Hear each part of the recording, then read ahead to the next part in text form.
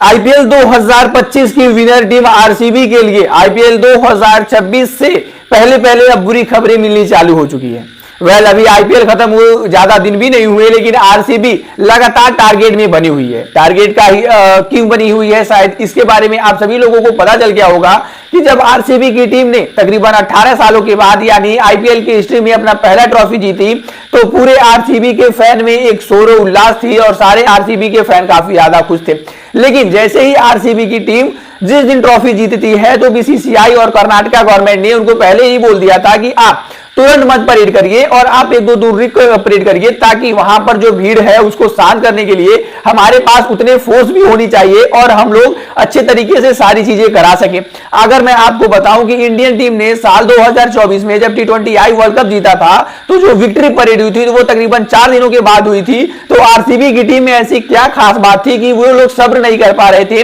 और 4 दिनों का तो छोड़ो, इनके पास 2 दिनों का भी टाइम नहीं था।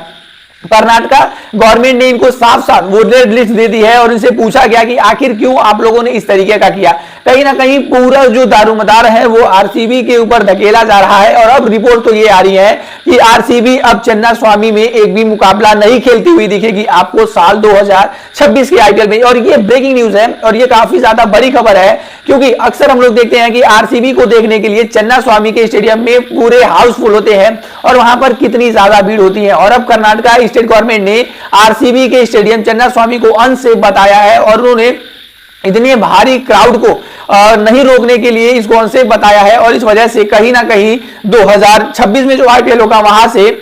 बहुत ही कम चांसेस हैं कि आरसीबी उस ग्राउंड पर अपना मुकाबला खेले और इस वजह से आरसीबी के फैंस के लिए ये काफी ज्यादा बुरी खबर है। हालांकि आरसीबी को अब कहीं ना कहीं काफी सारी चीजों का सवाल और जवाब देने पड़ेंगे हर एक चीजों को लेकर कि आखिरकार उन्होंने वक्त का इंतजार क्यों नहीं किया और या फिर इनसे लेकर बहुत सारी चीजें। और इसी के साथ साथ बीसीसीआई ने अब ये चेंज भी ला दिया है कि कोई भी टीम अगर आईपीएल ट्रॉफी जीतती है तो विक्ट्री परेड नाम की कोई भी चीज नहीं होगी और आईपीएल में सारी चीजें अब शांति से कराने की बातें और मांग की जा रही है, क्योंकि 11 लोगों की जो जान गई वो आम नहीं थी और किसी भी अगर व्यक्ति की जान जाती है तो ये हमारे लिए एक लॉस ही होता है। ऐसे तौर पर अगर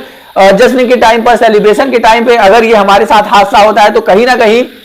हमें उन सारी चीजों को चेक करना चाहिए कि किस वजह से ये सारी चीजें हुई, किस वजह से ये चीजें घटी। और कहीं ना कहीं अब कर्नाटका स्टेट गवर्नमेंट जो है वो अब इस पर बहुत ही ज्यादा सीरियस हो चुकी है और उन्होंने कर्नाटका क्रिकेट एसोसिएशन यानी केसीए और आरसीबी यानी रॉयल चैलेंजर बेंगलुरु के ऊपर बड़ा फैसला लिया है और आरसीबी को 2026 में एक भी मुकाबले न खेलने की लगभग अनुमति और उनको बता दिया गया है कि आप साल 2026 में वहां पर एक भी मुकाबला शायद से न खेल पाओगे। और इस वजह से कहीं ना कहीं कर्नाटका क्रिकेट गवर्नमेंट से भी बात की गई है और उनको भी ये सारी चीजें समझाने की कोशिश की जा रही है कि आखिर क्यों इस तरीके का बड़ा बदलाव किया जा रहा है। हालांकि हम सभी ने देखा कि जब से आरसीबी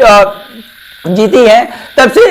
एक हफ्ता भी ऐसा नहीं बीतता कि कोई ना कोई ऐसा वो वजह से आरसीबी हेडलाइन में जरूर आ जाती है, कभी विराट कोहली की वजह से तो कभी अपने खुद के कारनामों की वजह से। लेकिन इस बार कोर्ट का ये कहना है कि भीड़ को जानबूझ के उकसाया गया था, भीड़ को ये पहले से ही बताया गया था कि इस समय परेड होगा और सारे लोग आ जाओ और ये हम लोग लगातार देख भी रहे थे, इसमें कोई झुठलाने वाली बात भी नहीं है। जितने भी क्रिकेटर्स थे, चाहे वो विराट कोहली हो, चाहे वो दिनेश कार्तिक हो या फिर चाहे वो हो जितेश शर्मा, जितने भी लोग थे इन सारे लोगों ने पोस्ट लगाया और वो कहा था कि हम लोग रोड शो करने वाले हैं और क्राउड को बुलाने की इन्होंने कोशिश की थी। ऐसे तौर पर इन सारी चीजों पर जांच जुटनी चालू हो चुकी है और अब आगे देखते हैं होता है क्या।